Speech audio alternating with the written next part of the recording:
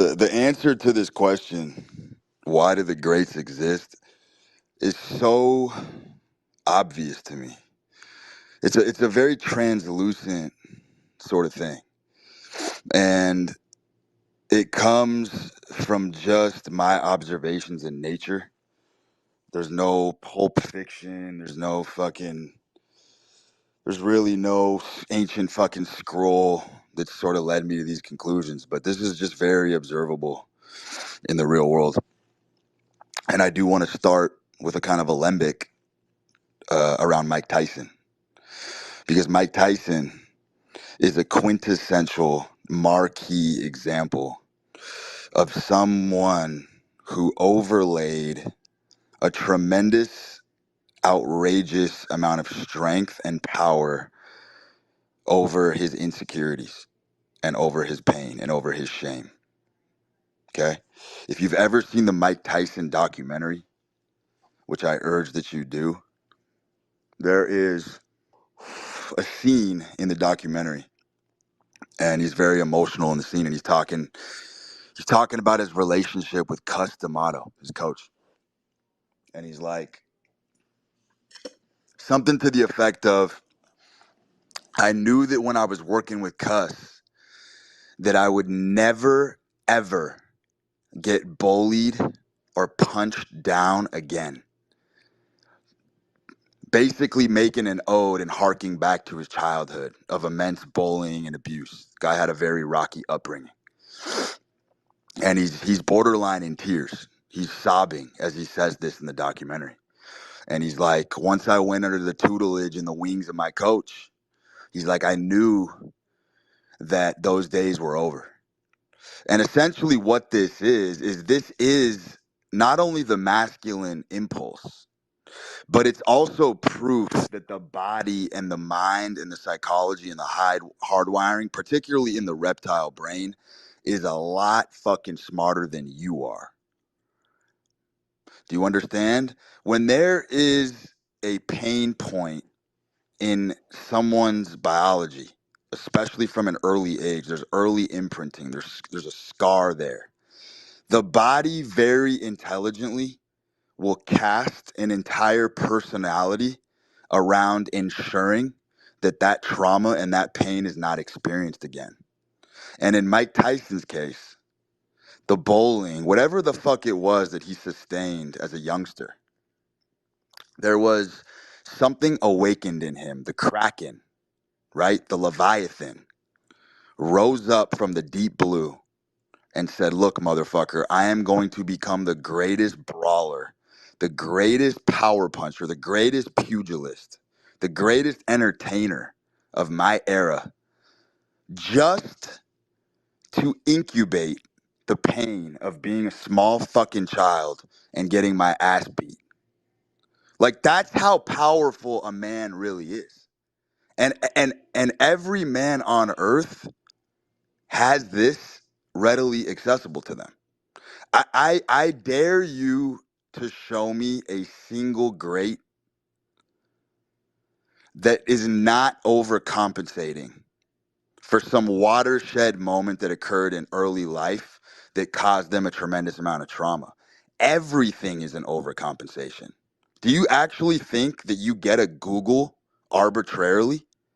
Like, do you actually think nature is just that experimental to where it just shuffles the deck, creates a little fucking gene swarm, and some fucking dork pops out randomly, arbitrarily, haphazardly, and has the fucking capacity to build a fucking Google or an Amazon? The answer is fuck no.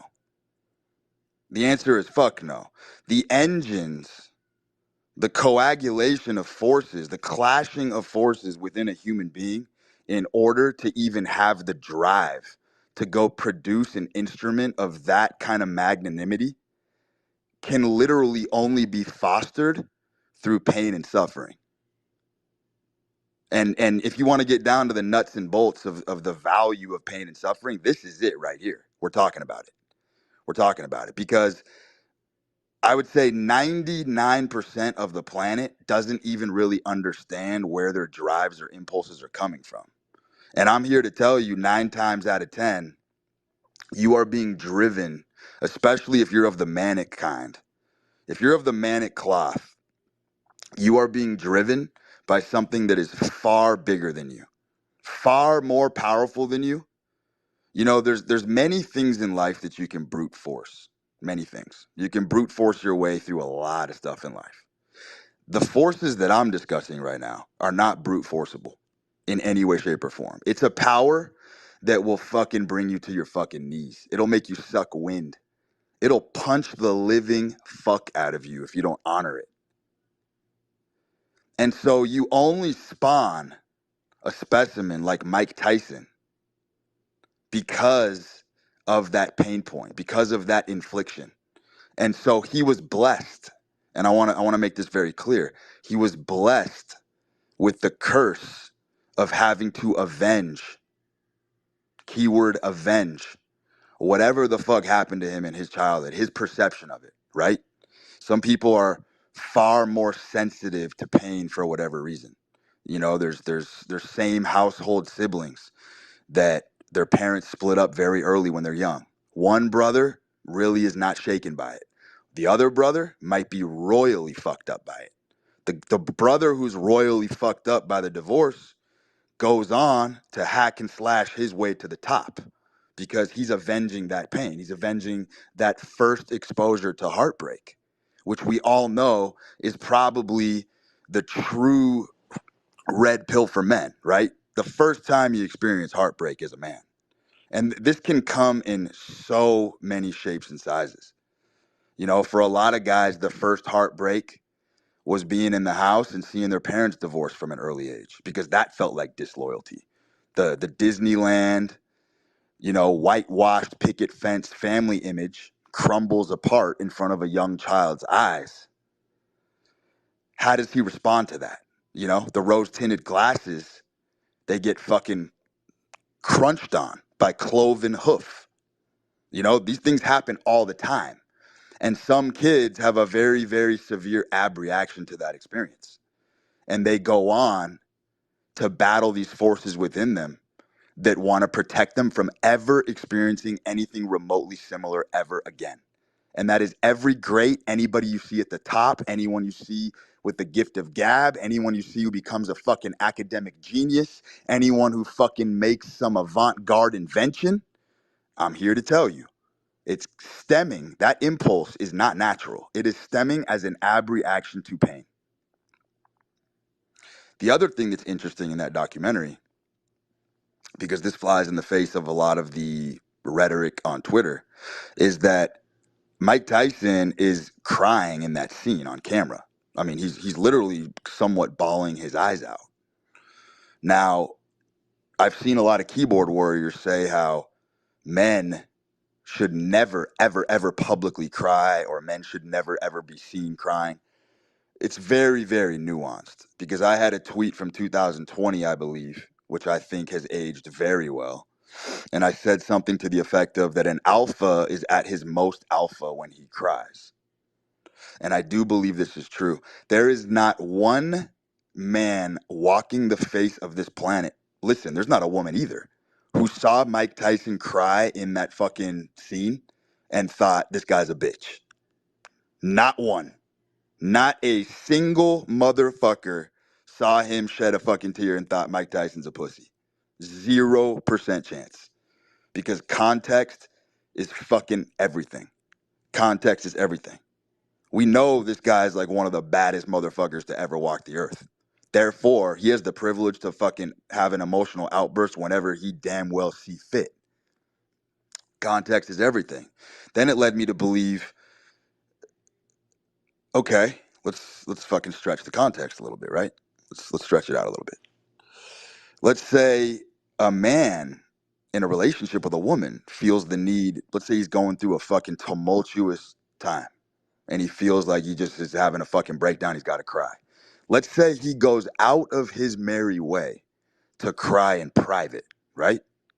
Let's say he intentionally disengages from his girl and he goes into the left wing of the house, the opposite fucking side of the house, and he shuts the fucking door And he doesn't cry like a bitch, but let's just say he fucking has a moment with himself and he's got to fucking crouch down and shed some fucking tears, right?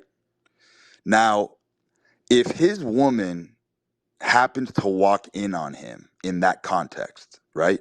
He hit it, he went out of his way, he made sure not to have the eruption in front of her, but she fucking slams open the door because she needs his attention. And she catches him in the act of crying. I guarantee motherfucking to you that will have zero deleterious impact on the relationship. Zero. That will not be a stain on his resume. That will not bring him down a notch. That will not question if she can trust him. None of that shit's gonna fly because context is everything, right? He got busted in the act of doing something that he went out of his way to deal with himself. So context is fucking everything with all these little vignettes and milieus that pop up on Twitter. Because what I just said is a fucking fact. That's never going to backfire in that particular scenario.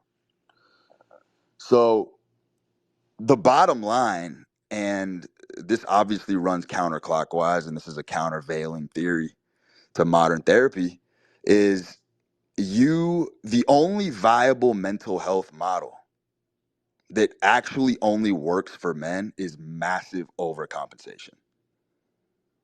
That is literally the secret to mental health for men, is that if you have a weakness, you have to massively overcompensate for it. You literally don't have a choice. You don't have a choice because, the reason they call it an edge is because the edge can cut you, like the edge, the point of the edge can sting you if it's not used correctly. So most people are going through life and they have shame and they have all this pain and they have trauma and they have clear, vivid memories of things that have caused them harm. But they're absolutely terrified to take advantage of that energy. They're terrified of it. So what happens is they go the opposite direction and they use the edge. They use the edge that they have, right? To cut themselves. It becomes like a self-abuse thing, kind of like a cutter, kind of like someone who fucking cuts their wrist. You know what I'm saying? For attention. These motherfuckers will descend into the fucking catacombs of porn, which I've sort of fleshed this out myself. There's no fucking textbook academia on this, but I am rotating a theory that I believe all men indulge in porn only when they've experienced some sort of grief, disappointment, or bereavement. I think porn is a very shameful act, and I think men give them permission to indulge in that shame when they can't get out of a rut. And it reinforces the shame. So men who are afraid to use their edge, they're the self-destructive types. These are the guys who kill themselves early and they go the opposite direction, which they were supposed to lean into it the other way. I know you guys know what I'm talking about. And so there's a pantheon of examples of motherfuckers. Look, I mean, there's people who literally go through a childhood humiliation. It could be something so minuscule, so micro, that you almost couldn't even wrap your head around it. There's motherfuckers who got humiliated in a classroom in fucking second grade, and it ignited something in their physiology and their chemistry that said, you know what? I now literally have to go fucking conquer the world. I have to get rich now. I have to fucking be the best at my craft. I got to be the best speaker. I got to be the best writer. I got to be the best because I never want to experience that sorrow and that melancholy ever again.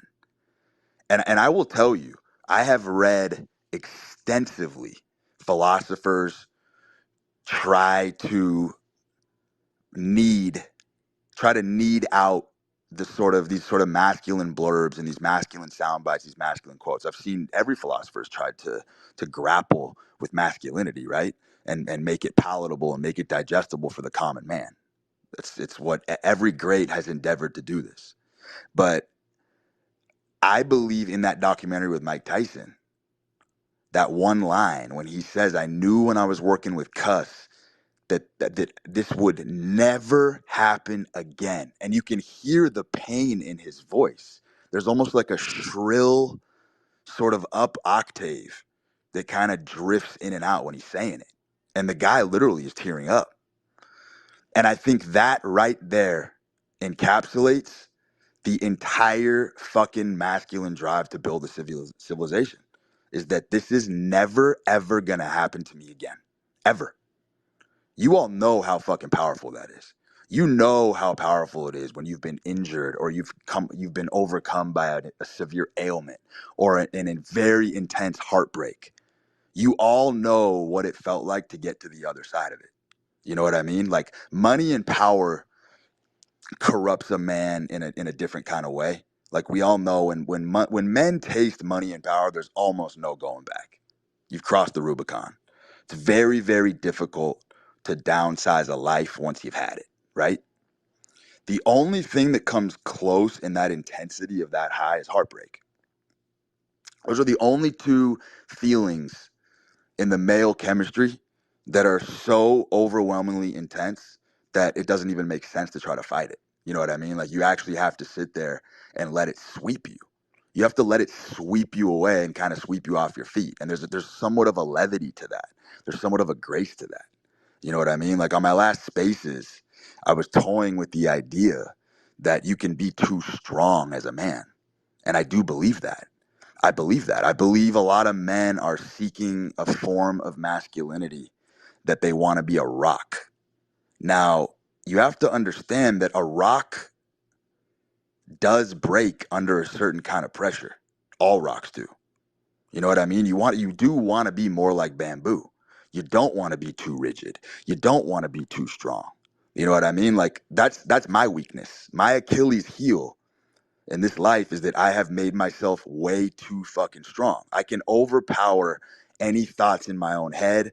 I can bully grief. I can bully sadness. I can bully fear. I can fucking ship that shit to the far corners and recesses of my mind if I have to. And it's created a rigidity pattern in my life where, you know, when you're so strong, you shelter yourself from the lowest of lows. You know, that's the benefit of strength, is that you can handle the lowest of the lows. But the problem is, if you're too strong, you know, Nietzsche was too strong. Schopenhauer was too strong. A lot of these guys were too strong. They overcame themselves. They overpowered themselves so much that they could no longer enjoy life. You know what I mean? And that's sort of the gravestone that they sacrificed their corpses on for us. But there isn't much honor in that, because when you shelter yourself from the lowest of lows, I'm sure some of you see where I'm going with this, you'll never experience the highest of highs because you're just too strong. You're bullying everything that's in your head. And I've experienced this. Like, I genuinely don't think there's a dire situation on this earth that can rattle me anymore, because I've made myself way too fucking powerful and too strong. I literally am in complete master and commander of my body and mind. Complete. When I say it's time to go to bed, I put myself to sleep in fucking 2 minutes. I never have insomnia. I'm in charge of everything in my fucking body. When I need to instruct my body to do anything, it fucking listens. It fucking listens. But the problem is you don't really drift, and sometimes you actually do obstruct your own serendipity. You know what I mean? You instruct your own divine beneficence. That's just sort of the disadvantage of making yourself too strong. So I do think that we have to sort of try to strike a golden middle. And the only way you ever strike a golden middle is obviously swing in between all the extremes, right? You got to be super weak first, then you got to be super strong. You know what's interesting? I used to train with a physical therapist who went on to, he trains all the famous Major League Baseball players now. He became very successful. And he said something to me interesting when I was like probably 20 years old that stuck with me. He was like, you know, the only two populations in the gym that get severely injured? And I was like, what? And he was like, very weak people and very strong people.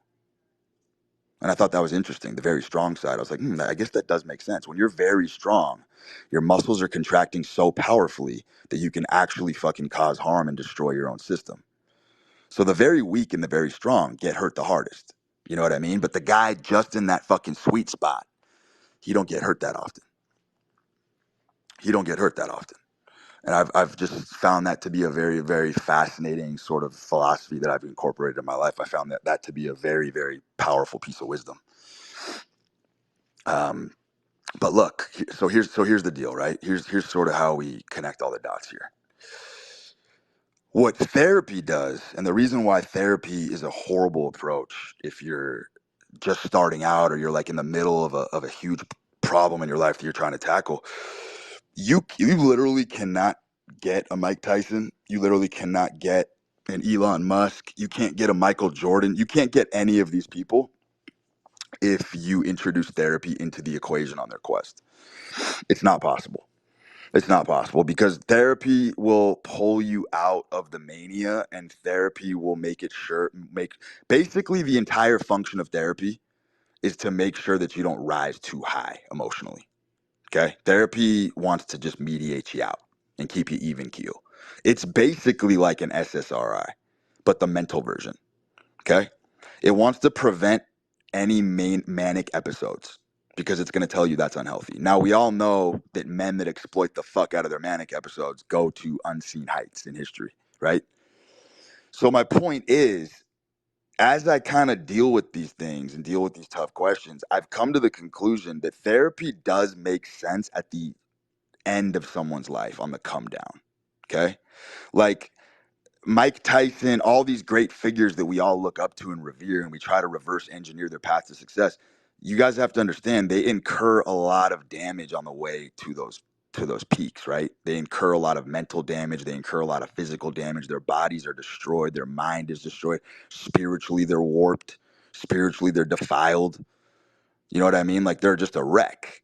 But that's obviously the cost of doing business. Now, I believe when you beat the game of life and you have been the greatest, you've been the champ, you've held all the title belts. You know what I'm saying? You made all the bag, you fucking scored the 10 out of 10 wife, you got beautiful kids.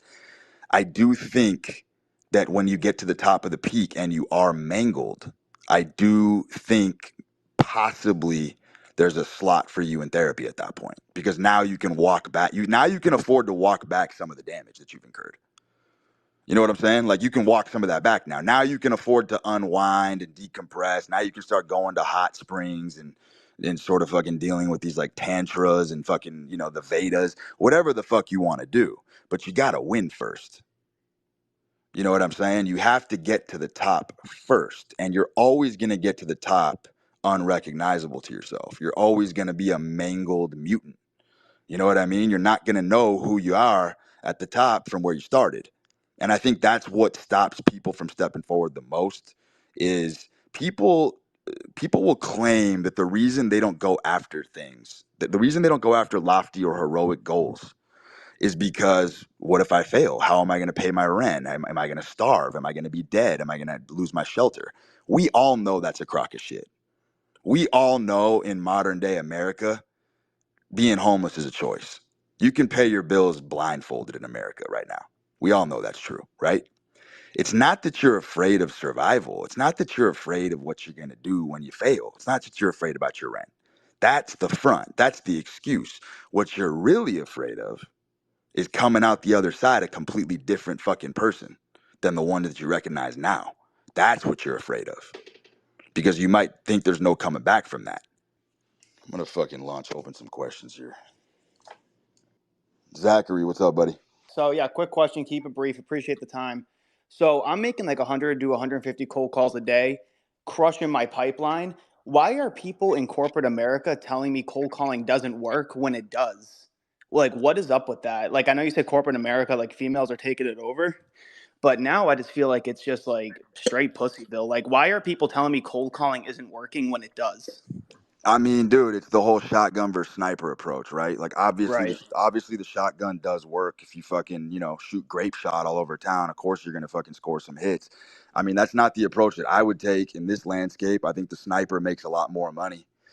I think the sniper. I think the sniper makes a fuck ton more money than the shotgun right now. I mean, look at use Twitter as a fucking proxy example, right? Look at all the volume posters. Look how much volume most of these creators right now are posting a day, and look at the traction they're getting. It's fucking slim to none, right? Because the quality is horrific. Like some of these guys are posting 30 to 45 times a day. That they don't go out, they don't leave their house. Or maybe they are leaving their house and they're just tweeting all day. It's actually insane. Like look at my let me give you a prime example of the sniper. Look at my post to fucking follow ratio. I have under 5,000 tweets lifetime. Under 5K. And I've got almost 85,000 followers. It's because I'm a sniper. I hone in on one target and I fucking blow heads off. You know what I mean? I've never been a huge volume numbers guy, and I'll tell you the reason why I'm telling you this is because I do think in this day and age, I think people are overly bombarded with that type of shit. Like I think men need to find much higher value targets. God, that word higher value makes me fucking cringe, but it's true. Like even with women, dude, like I understand fucking going on apps and shit and fucking swiping. It's dude, this is all the same shit. This is all a fucking microcosm for reality right now. Swiping, everyone, that's fucking cold calling. Everything's fucking cold calling. You know what Right. I'm saying? But if you have a more specific question about the mechanism of cold calling, I could help you with that because I was a fucking sales beast when I built my drone company 10 years ago. Right. No, I appreciate that. Like I'm leading my team in appointments and showings and everything, and they're telling me it's not working when they have no results. So I'm like, what the fuck? It's like a mind fuck. But no, I appreciate the When you say perspective, it's man. not Thank you. working, just catch me up to speed 'cause I haven't been in this game for a while. Are you saying people aren't even picking up the fucking phone, or people are you're just not converting? Yeah, well, I mean, ever since COVID, it's crazy. Like when COVID started, a lot of people answered the phone in the B2B world, but nowadays it's hard. Like, so if you make 100 calls and you're decent, you should get like 3 to 4 appointments. And I'm around 6 to 8. And like my team, like they're getting like 2 appointments a week, but they're only making like 20 to 25 calls. They're putting in no volume, Yeah, and then they're saying it's not yeah, working. Like the math doesn't make yeah. I sense. hear that. I mean, I get that whole fucking grinder hack and slash method. I just think with the tools Yeah. available to us, man, in this day and age, we got fucking better lead gen. I would really be fucking tightening up those lists and just going for hard targets. That's what I'd be doing. Okay. It's Got just it. gonna save you a bunch of headache. I mean, the grinder shit obviously works, but dude, a lot of these guys don't understand. Like these grinders, these guys who want to outwork you. That's like being a Yeah. male thought. That's literally the equivalent of being an Instagram hoe, but in the male version. Working harder than other people is not an edge. There's plenty of masochistic, autoerotic motherfuckers who will outwork you all day because they fucking hate themselves and they're masochistic and they love the pain of putting the yoke around their neck and being a fucking oxen. You know what I'm saying? Mm. We live in a time of soft power right now. The hard grind, like, dude, infrastructure's built in America. We ain't really fucking building new roads anymore. Like, you know what I'm saying? Like, there's way better edges. There's more fucking like mental warfare you can fucking conduct. Like you got to sort of try to figure that shit out, in my opinion. Because the grinder shit, there's always someone who's gonna Yeah. outgrind your ass. Always, bro. Like you want to work smarter, not harder. That old adage is fucking brilliant because it's true. Right. Yeah. So you're saying basically like me grinding all these calls, like it's working, but there's better ways at the end of the Bro, day nowadays, is what there's you're saying. 100 people in this space that are making more calls than you a day right now. Like I don't give a Mm. fuck if you're hyped up on Adderall, Coke, and whatever the fuck you want to do, dude. You're not gonna outgrind these guys who have this fucking maniacal obsession with masochism. They're gonna fucking outgrind you all day. Now they're gonna make a lot less money over time because that's not an edge. Anyone can outwork another guy. You know what I mean? Like that whole Goggins shit. That shit doesn't work, bro. Goggins, that shit's like a very antiquated model. Like beating yourself up on the pavement for fucking 10 hours a day and shit. It's like, dude, you could have fucking reduced all that shit into an hour's crunch time just leaning into your personal edge. You know what I mean? Like I'm all about you got to let the subconscious cut corners for you, brother. The prefrontal cortex, the brain that we all know that's near and dear to us. It's fucking stupid. It's not very bright. It's slow, dumb, and gay. You know what's really powerful? The most powerful computer system ever known to humanity. Nothing will ever come close to its output. Is the reptilian subconscious brain. That motherfucker is so sharp. It'll solve problems for you in your fucking sleep. As long as you can shut down that conscious brain and awaken the subconscious, you become a freak of nature. Because, like I just said in the story about Mike Tyson, it's his subconscious that drove him to be the greatest boxer ever of his era. That wasn't a conscious fucking decision. There was pain in the reptile brain literally forced him to do that. But he was smart enough to fucking abdicate the throne and give the fucking reins to the subconscious.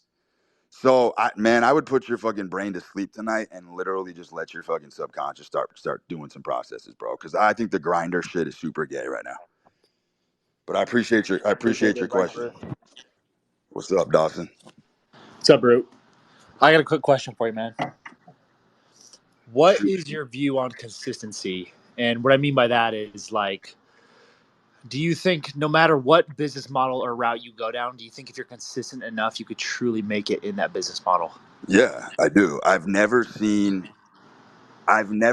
someone who truly believed it down to their bone that they were going to accomplish something, not accomplish it. I don't care how dumb or how many strikes against them they had. Like, I don't care if a motherfucker was born in Cody, Wyoming with a fucking with an amputated leg. I've literally never seen someone not relatively be able to script their life to about 90% of what they dreamed possible. I've never seen that happen. But the trick is you can't fake it. You actually have to believe it down to the marrow. That's the secret. And I mean, consistency, like, I'll give you an example in my own life. The only consistency that I have in my life is in my routine. Because your routine is always your fallback when you get your ass beat in life and you get pummeled. The only thing you can really count on as a man is your routine, and that's your sanctuary, and that's essentially your barracks, and that's where you garrison yourself to reimagine the person that you thought you were going to be. So for example, for me, the only consistency that I have is I pretty much go to the gym at the same time every day. I pretty much go to sleep at the same time every day. My diet is relatively the same year round. So that focal point, that fulcrum, you know what I mean, Archimedes lever, that's where I hang everything in the balance in my life. And so because I have that routine, it allows me to have a lot of the serendipity and sort of the stochastic chaos that I'm open to in the corners of that. Does that make sense? Yeah, that makes sense. Thanks, You Brute. got it, bro. Thank you for the question. These two men are exemplars, by the way. This is exactly how the flow is supposed to go. That's fucking fantastic. Yo, diary. Hey, Brute, how's it going? So I have a quick question for you. How do you defeat skepticism when you're trying to convince people to leave the 9 to 5 path? And let me make some clarification. I don't want to lie to people. I don't want to make false promises.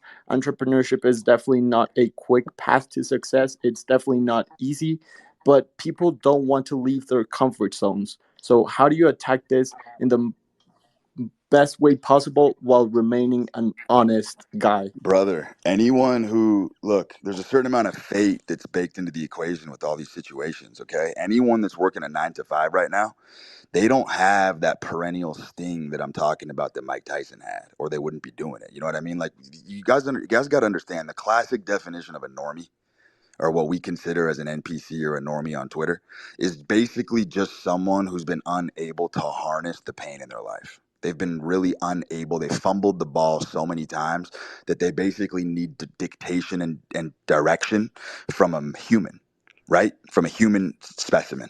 And that's what that is, because we all seek hierarchy. Men seek hierarchy naturally.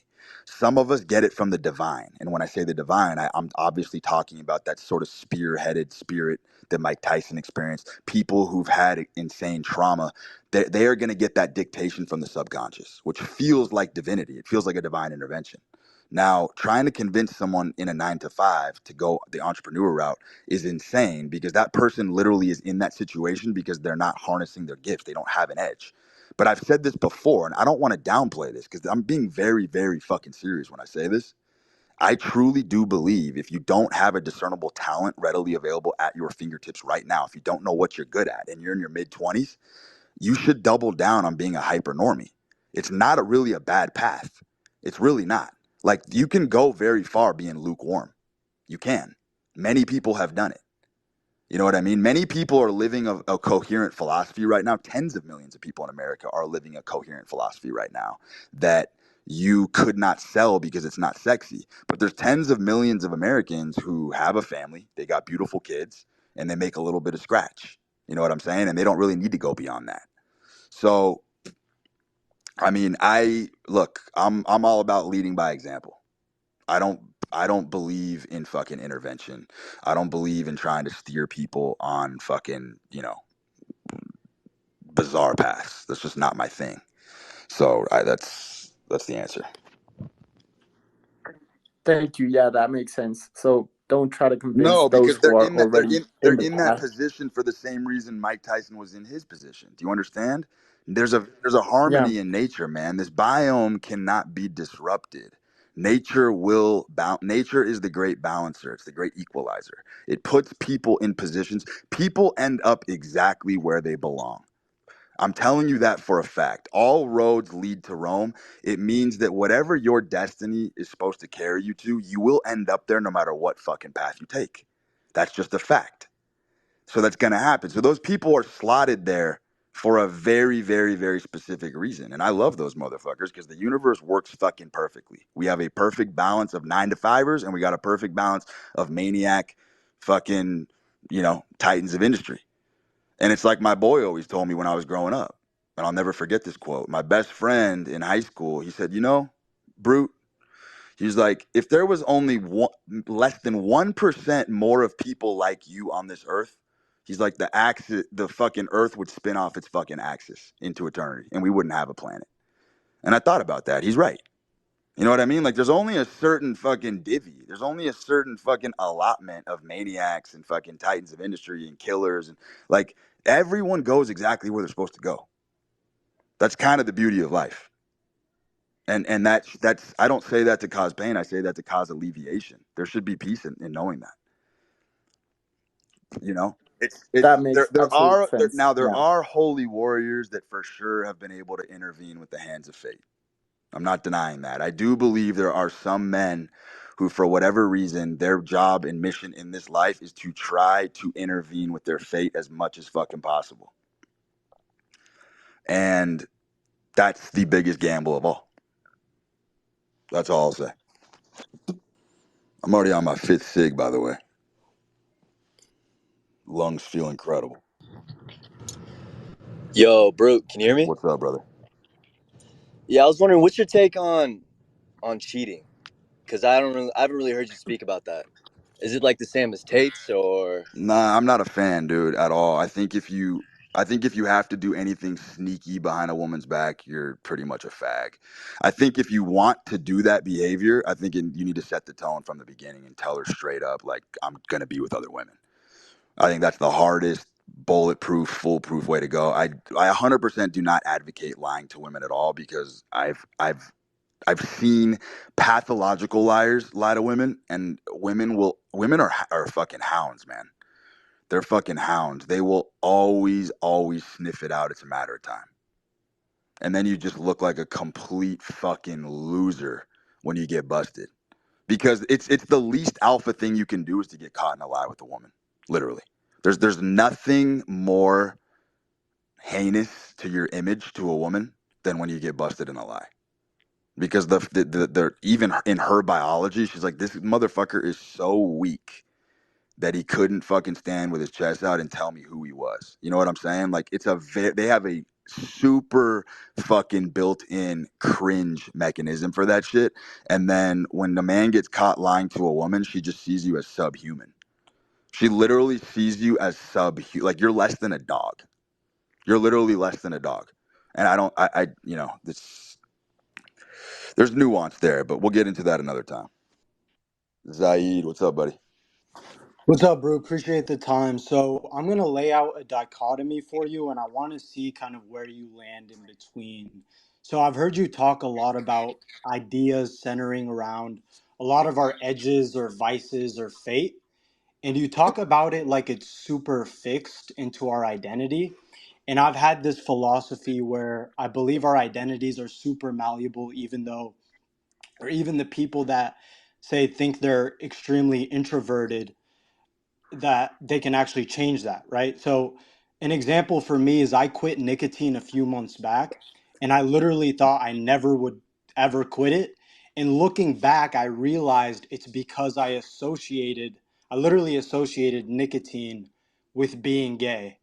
And I associated not being dependent on a substance like that with being sort of like this masculine, sort of strong identity.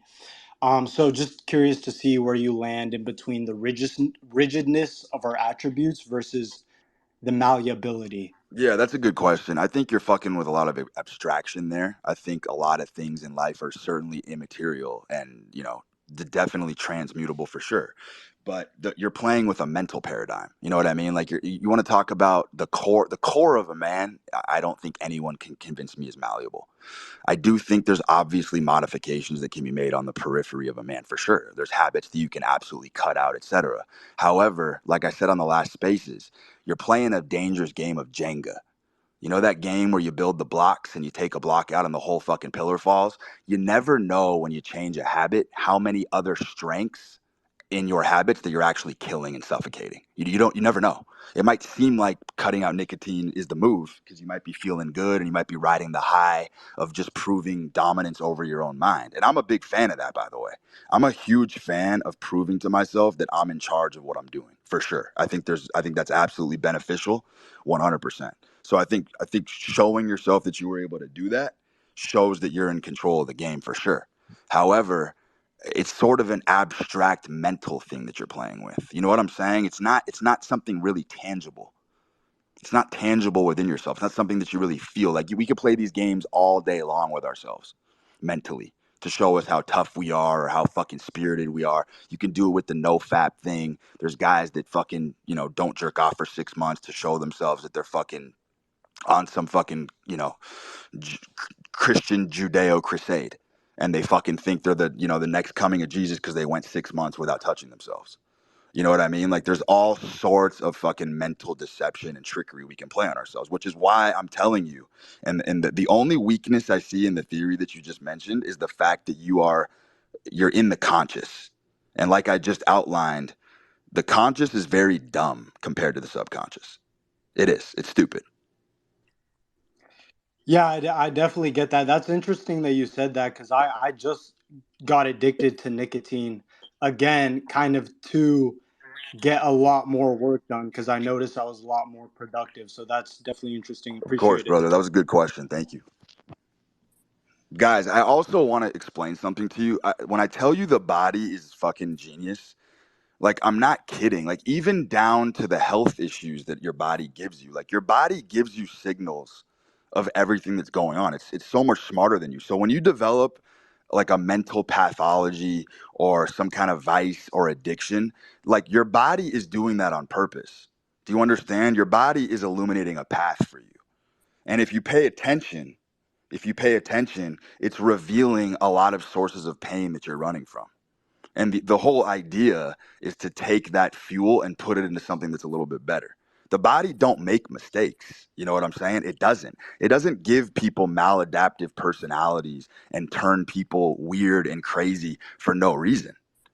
The body is trying to salvage something. It's trying to cleave onto life. It's trying to make the body spasm and freak out so that it makes a change, that it makes a radical change. You know what I'm saying? So it's like there's no mistakes. If you have an affliction or if the body has given you something that you don't like, you have to see it through to understand what it is. And most motherfuckers are terrified of this experience, but you have to trust the body. The body will give you different personalities to diffuse different fucking situations. You know what I mean? This whole thing of multiple personality disorder, you should be a fucking stoic. You should be the same person around everybody. That's nonsense. That's nonsense.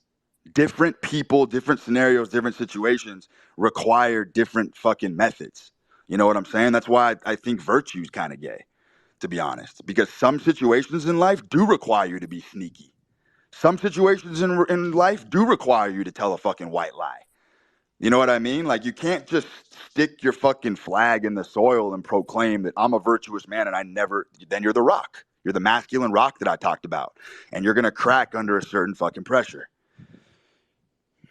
So I don't think the body makes mistakes. I think it offers us all of these different fucking personalities and quirks and shit because it's helping us strive forward. It's all trying to aid us.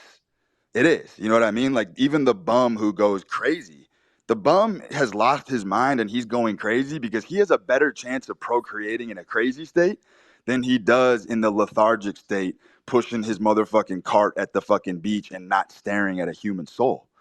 So his body's like, all right, we got like 3 years to live. We need to just make this whole fucking system fling into an abyss of insanity so that hopefully this motherfucker can procreate before he expires. Straight up. That's how fucking brilliant the body is. Any other advice to that one is a major fucking cope.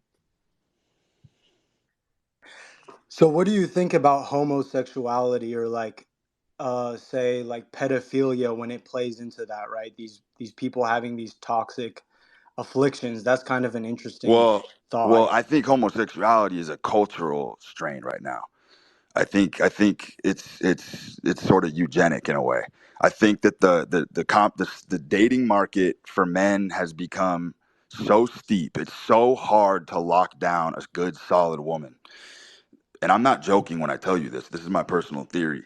I think that there is one community on planet Earth that has no standards and will accept you for exactly who you are. This one community that I have in mind doesn't care if you're fat. It doesn't care if you're grotesque. It doesn't care if you're missing legs. It don't care if your testosterone's fucking 50. It don't care if you're driving a fucking Geo Metro missing wheels in the back. You know what that community is? It's the gay community. The gay community will accept any man on this planet for exactly who they are. You don't have to be anybody. You don't even have to have 1 cent in your bank account. You will get sex in the gay community if you're gay. And I do believe that a lot of men are seriously sick and tired of dealing with women because sex is a base male need. You know what I mean? Like, it's actually on Maslow's hierarchy. Men need sex. It's not just like a want, men need it. So they're going to get it any way possible. And I'm telling you, I think men are abandoning their posts and experimenting with homosexuality because they can't fucking score with women and anyone will fuck you in the gay community. We'll see how it plays out, but that's my theory. Yo, can you hear me, bro? Yo, fire Yo, away. sorry, man. It's my first time using this Mac, but Yeah. could you speak on one meal a day and just your take on benefits or takeaways from that? I like it a lot. I mean, it's pretty much the diet I've been on for about 10 years. Sometimes I'll do 2 meals a day. I like the 1 meal a day for sure.